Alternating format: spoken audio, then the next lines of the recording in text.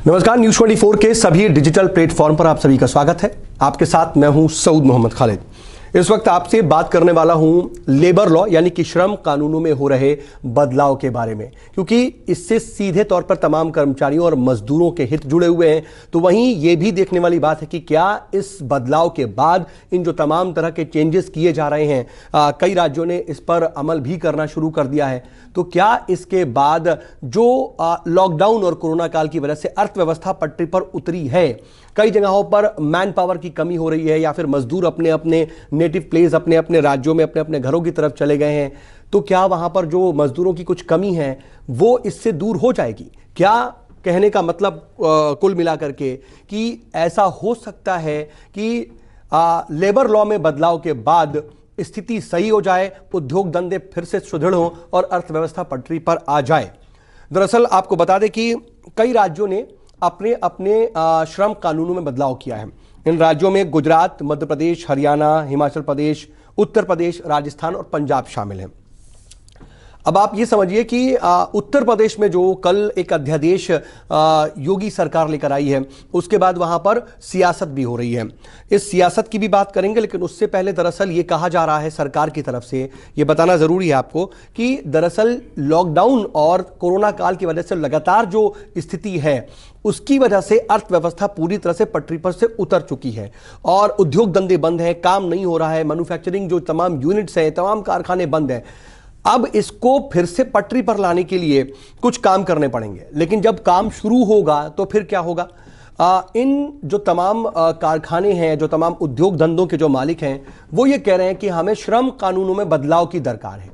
श्रम कानूनों में बदलाव की जो बात कही जा रही है वो कहा जा रहा है कि मजदूरों के हित के लिए, कि उनकी नौकरी ना जाए, उनकी परेशानी ना आए। लेकिन जरा इसको समझने की कोशिश कीजिए। मोटे तौर पर दो चीजों को आप समझ लीजिए। एक तो जो बदलाव किया गया है उसमें जो 8 घंटे की शिफ्ट है, यानी कि अभी जो मजदूर कारखानों में या तमाम जो कर्मचारी काम करते हैं 8 घंटे, उन 8 घंटों को बढ़ा करके 12 घंटे कर दिया। यानी कि अब जो अध्यादेश लागू होने के बाद 8 घंटे की जो शिफ्ट हुआ करती थी वो 12 घंटे काम करने के लिए उन्हें कहा जा सकेगा। बाकायदा कानून में यह हो जाएगा कि वो 12 घंटे काम करवा सकेंगे। उसके अलावा जो मिनिमम वेज है, यानी कि जो न्यूनतम वेतन है 15,000, उसकी भी सीमा हटाने की बात कही गई है। अब ये दो चीजें तो आप जब सुनेंगे तो ऐसा लगेगा कि क्या वाकई ये मजदूरों और कामगारों के हितों में है? वाकई मोटे तौर पर तो यहां पर इस तरह के विरोध की भी बात आ रही है और इसी को लेकर के कई विपक्षी दल हैं इसका विरोध भी कर रहे हैं। अब आपको बता दें कि कल दरअसल तमाम जो श्रम कानूनों में बदलाव हैं उसको हरी झंडी देते हुए योगी सरकार ने अध्यादेश जारी किया। इससे कहा जा रहा है कि जो तमाम उद्योग जो हैं, उनके जो तमाम मालिक हैं, उद्योगपति हैं, उनको एक राहत दी गई है। लेकिन इसके बाद सियासत भी होने लगी, क्योंकि सीताराम येचुरी समेत जो वामपंथी दल हैं उसके समेत जो तकरीबन 8 ऐसे दल हैं, 7 से 8 दल, जिन्होंने इसका विरोध शुरू कर दिया है और वो इसको लेकर के बाकायदा राष्ट्रपति रामनाथ कोविंद के दर पर भी पहुंचे हैं। उन्होंने बाकायदा इसको एक चिट्ठी लिखी है। चिट्ठी में कुछ बातें कही गई हैं, वो भी आपको जरूर बता दें। चिट्ठी में इन्होंने आरोप यह लगाया है कि गुजरात, मध्य प्रदेश, हरियाणा, हिमाचल प्रदेश, राजस्थान और पंजाब जो है, ये जो राज्य हैं, फैक्ट्री अधिनियम में संशोधन के बिना ही इन राज्यों ने काम की अवधि को 8 घंटे प्रतिदिन से बढ़ाकर 12 घंटे कर दिया है। इन राजनीतिक दलों ने इसके बाद आशंका जताई है कि दूसरे राज्य भी ऐसा कर सकते हैं, जो कि बिल्कुल ठीक नहीं है। इसको लेकर के कांग्रेस महासचिव प्रियंका गांधी ने भी ट्वीट किया है और योगी सरकार को घेरने की कोशिश की। वहीं यूपी के पूर्व मुख्यमंत्री और समाजवादी पार्टी के अध्यक्ष अखिलेश यादव ने भी इसको लेकर के सरकार को घेरा।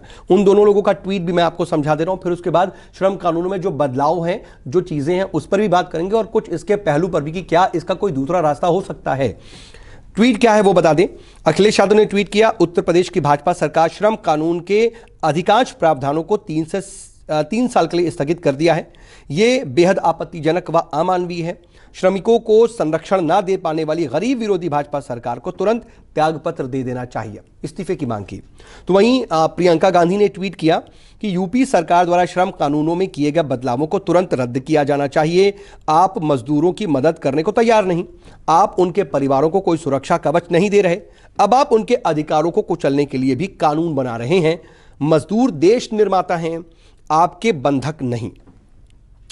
अब इन सब के साथ साथ सिर्फ यही विपक्षी दल नहीं बल्कि आरएसएस से जुड़ा हुआ एक संगठन है भारतीय मजदूर संघ, उसने भी इस पर आपत्ति जताई है। और जो मजदूर संघ है वो भी इसको लेकर के ये कह रहा है कि दरअसल ये जो फैसला है वो ठीक नहीं, हम इसका विरोध करेंगे। उसके मुताबिक राज्य सरकारों ने अंतर्राष्ट्रीय श्रम संगठन जो है उसके सिद्धांतों का उल्लंघन किया है और वो इसके खिलाफ है और प्रदर्शन करेगी।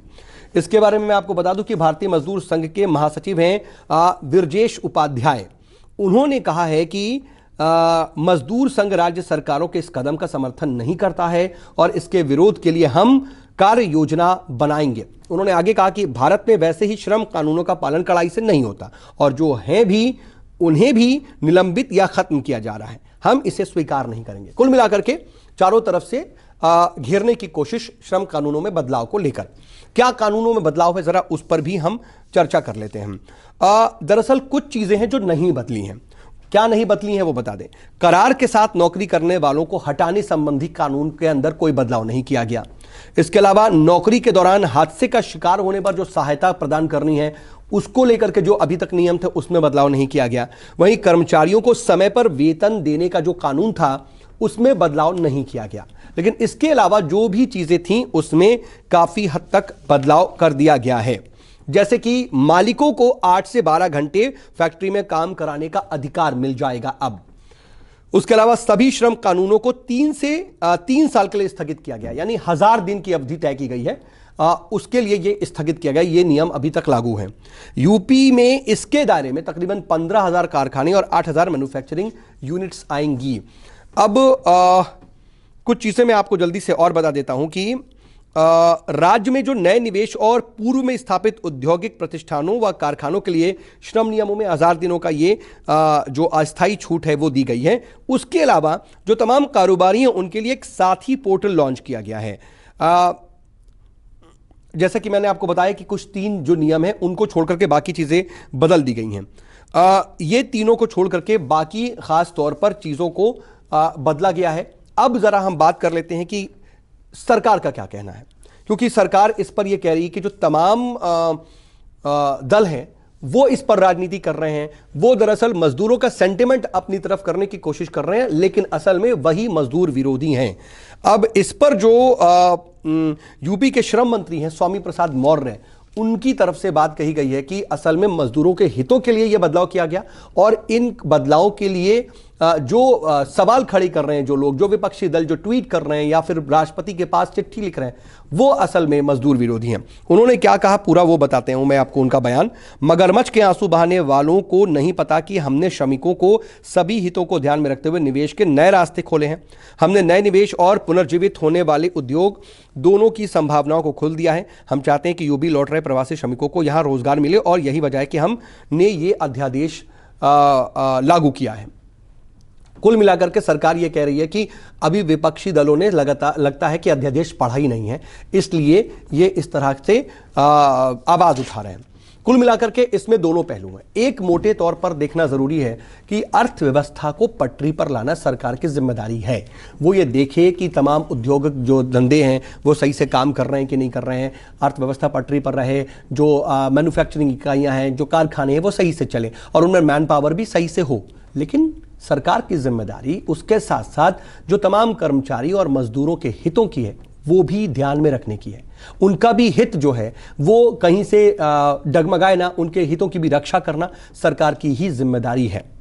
अब इस पर जो राजनीति हो रही है, उस राजनीति के बीच आपको एक केंद्रीय स्तर की बात भी बता दूं, क्योंकि ये राज्यों के स्तर पर ये अभी तमाम बदलाव हो रहे हैं, लेकिन इन सब के बीच केंद्रीय श्रम मंत्री जो संतोष गंगवार हैं, उनके साथ जो तमाम फैक्ट्री मालिक हैं और बड़े एम्प्लॉयर्स हैं, उनकी मीटिंग हुई। और उनकी मीटिंग का जो मुख्य एजेंडा था वो ये था कि जो तमाम मजदूर हैं, जो तमाम नौकरियां हैं, उन नौकरियों को बचाए रखा जाए। लेकिन नौकरियों को बचाए रखने के लिए क्या तर्क दिया गया, उसमें भी यही बातें कही गई। वो भी मैं बताता हूं कि तकरीबन 12 एम्प्लॉयर एसोसिएशन है, उनकी बैठक हुई और उसमें भी लेबर कानूनों को 2 से 3 साल के लिए स्थगित करने, रद्द करने की मांग की गई है। इसमें क्या पॉइंट्स रखे गए एम्प्लॉयर्स की तरफ से, वो मैं आपको बताता हूं। इसमें कहा गया कि इंडस्ट्री ने लेबर कानूनों को 2 से 3 साल तक रद्द करने की मांग की, जो मैंने अभी आपको बताया। इसमें भी यह कहा गया कि काम के घंटे को 12 घंटे कर दिया जाए, जो शिफ्ट आवर्स हैं वो 12 घंटे करने की मांग एम्प्लॉयर्स की तरफ से रखी गई। इसके अलावा 15,000 रुपए का जो मिनिमम सैलरी की शर्त है वो हटाए जाने की बात कही गई। लॉकडाउन में वेज को CSR के तहत शामिल करने की मांग है और इंडस्ट्री खोलने के लिए जो 33% की अभी बात कही गई है कि कर्मचारी को अलाउ किया गया है, अब वो 50% वर्कर्स की छूट की मांग कर रहे हैं। सभी कर्मचारियों कंपनियों को 24% जो फीसद PF सपोर्ट है उसका भी फायदा दिया जाए। अब देखिए, जो तमाम कर्मचारी हैं, एम्प्लॉयर्स हैं या फिर फैक्ट्री मालिक है, वो ये कह रहे हैं कि दरअसल वो ये चाहते हैं कि लोगों की नौकरियां ना जाए। वो ये कह रहे हैं कि लगातार जो है कर्मचारियों के हितों की रक्षा हो। लेकिन सवाल ये उठ रहा है कि आखिर ये कैसे हितों की रक्षा की बात कर रहे हैं कि 8 घंटे से 12 घंटे शिफ्ट करने के बाद 15 घंटे जो मिनिमम न्यूनतम सैलरी है उस शर्त को हटाने की मांग, क्या वो अपनी मनमानी करना चाहते हैं? ये भी एक सवाल खड़ा हो रहा है। खासतौर पर जो तमाम कर्मचारी वर्ग है वो इस तरह के सवाल कहीं ना कहीं उसके मन में ये खबर के बाद आने लगे।